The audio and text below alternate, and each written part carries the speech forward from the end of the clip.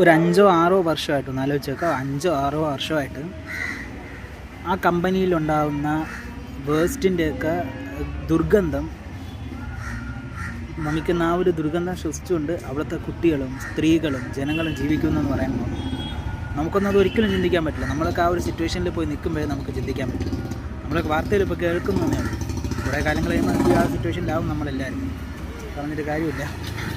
അപ്പോൾ അവർ 5-6 വർഷമായിട്ട് ഒരു നിയമത്തിൻ്റെ ഒരു നടപടിയും ഉണ്ടാകത്തുണ്ട്. അവർ തന്നെ നിയമം കയ്യിലെടുത്തിറങ്ങി താമരശ്ശേരിയിൽ ഫ്രഷ് കട്ട് എന്ന് പറയുന്ന ഒരു കമ്പനിയെ അടച്ചു പൂട്ടാനായിട്ട് ഇറങ്ങി. അവിടെ ഭയങ്കരമായിട്ടുള്ളൊരു സംഘർഷമായിട്ട് മാറി. പക്ഷേ മെയിനായിട്ട് മനസ്സിലാക്കേണ്ടത് സ്ത്രീകളും കുട്ടികളുമായിരുന്നു അധികം അവിടെ ഉണ്ടായിരുന്നതെന്നാണ് പറയുന്നത്, ന്യൂസിലൊക്കെ പറയുന്നത്.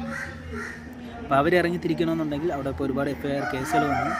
സോ അത്രമാത്രം അവർക്ക് അവിടെ ജീവിക്കാൻ പറ്റാത്തൊരു സിറ്റുവേഷൻ ആയതുകൊണ്ട് തന്നെ ആയിരിക്കണം അവർ ഇറങ്ങിത്തിരിക്കുന്നത്.